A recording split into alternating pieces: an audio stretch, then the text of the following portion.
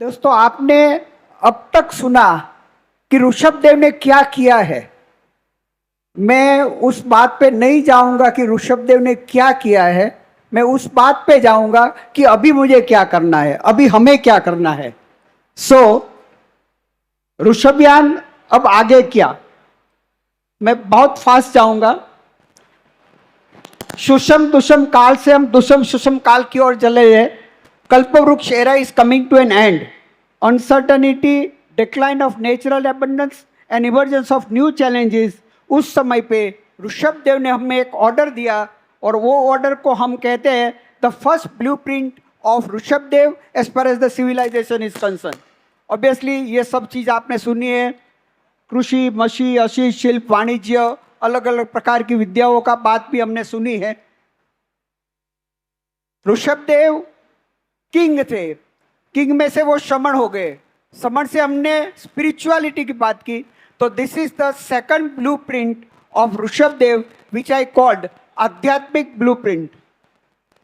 Modern आज जो progress हुआ उससे जो जो समस्याएं खड़ी हुई है उसकी मैंने यहाँ शॉर्ट में डिस्क्रिप्शन दिया है।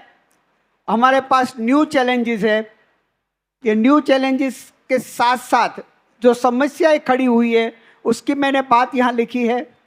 देखिए, सच कहा जाए तो हमने बहुत अच्छी अच्छी बातें सुनी है, लेकिन बात यह है कि हमारी जो सिविलाइजेशन यानी कि हमारी जो सभ्यता है, दोनों सभ्यता है, सामाजिक सभ्यता और आध्यात्मिक सभ्यता, मैं मानता हूँ दोनों आईसीयू में खड़ी है। और अगर ये आईसीयू में खड़ी है तो हमें क्या करना चाहिए, ये काम कौन कर सकता है।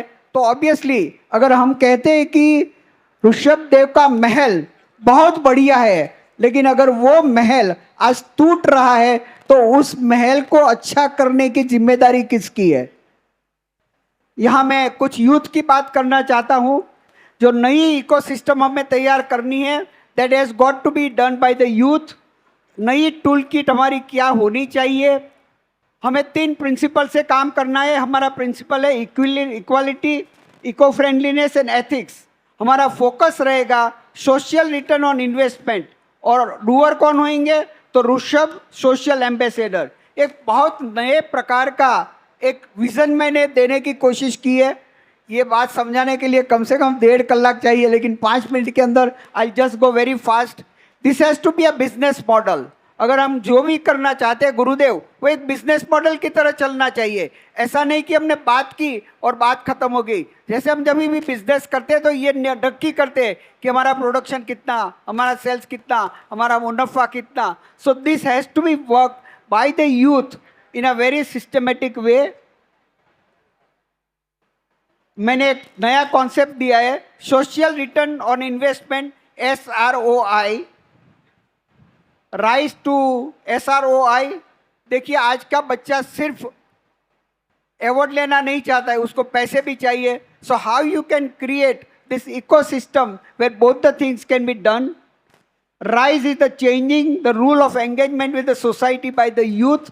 We have to think it very differently. How the Rishabh social ambassador will work. हमारे यूथ कैसे काम करेंगे, उसको पैसे भी मिलेंगे और जैन धर्म की रक्षा भी कर देंगे।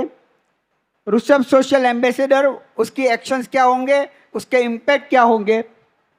Taking rise to the society, building a movement not an institution.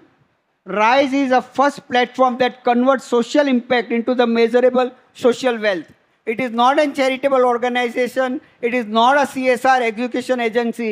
It is not a conventional incubator, but it will resonate with the requirement of the today's youth. Through leadership and narrative building, the Rise will shape public discourses through white paper on SROI and social asset creation, annual social audit, case studies of successful impact ventures, and leadership dialogue with policymakers and industry. Why this change of rule is engagement? Because it has to be a tradable. Rise, SROI, RSA. That means Rishabh innovative social entrepreneurship with social return on investment. With the help of Rishabh social ambassador, will change the whole ecosystem, social ecosystem. In conclusion, our social problems are complex, global in its scale, and systemic in nature. It requires systemic solution that turns into a mass movement and requires very large social investment. That's possible only through the model of social entrepreneurship and not through the traditional model of social work through volunteering. So, friends, मैं दो ही चीज़ कहना चाहता हूँ गुरुदेव। एक नया model है, एक नई सोच है, जहाँ हम ये बात नहीं करेंगे कि हमने क्या किया है, हम ये बात करेंगे कि अभी हमें क्यों करना है, कैसे करना है, हम एंटरप्रेन्योरशिप को कैसे आगे बढ़ाएं और हमारे यूथ को फिर से इन्वॉल्व करें, ताकि हम जो सभ्यता की बात कर रहे हैं, जो सभ्यता आज आईसीयू में है, उसको हम फिर से रिवाइव कर सके। Thank you very much.